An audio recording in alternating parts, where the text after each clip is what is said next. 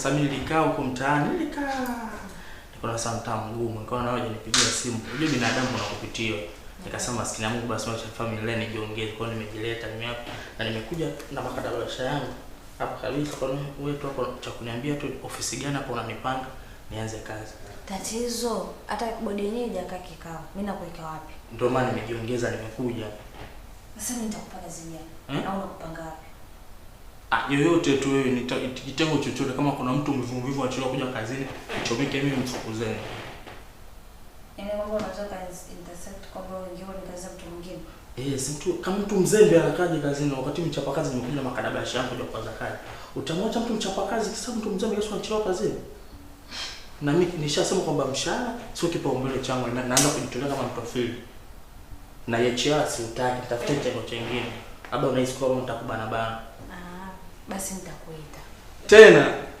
Mara kwanza uliniambia hivyo utaniita, hujaniita mpaka nimejiongeza nilikuja. Yaani atukukata kikao. Sasa sioni cha kukuenda kuweka nafasi ipi, wapi? Au nafasi yangu umempatia ndugu yako? Hapana. Hapana. Yaani ni kwamba hatujakaa kikao, nitakuita. Mimi najua uniite. Namba zako niliandika. Ungeniambia tu ukweli. Kama nitafuta kazi sehemu nyingine. Usijali lakini nitakuita. Hapana, najali kwa sababu nimekaa mtaani muda mrefu. Nitakuita. Niambie pole.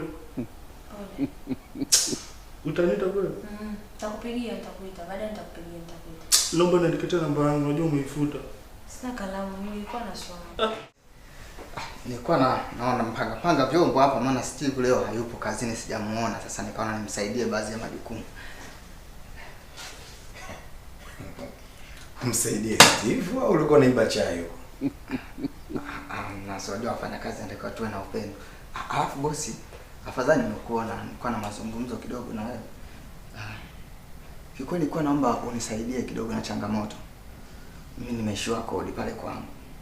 Sasa nilikuwa naomba unipe hifadhi kwako nije nikae mimi na familia yangu ndani ya siku kadhaa hivi.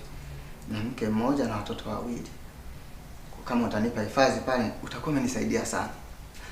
Alafu pia kama itakupendeza unaweza ukanipa hata nyumba ya kuishi, nikaishi mimi na mke wangu na wale wajukuu zako. Tukatengeneza udugu alafu ukawa hata unilipi mshahara. Ukawa unalea familia, unacheza na wajukuu zako kitoka kazini. Kwa hiyo tukawa tumesaidiana tukawa familia.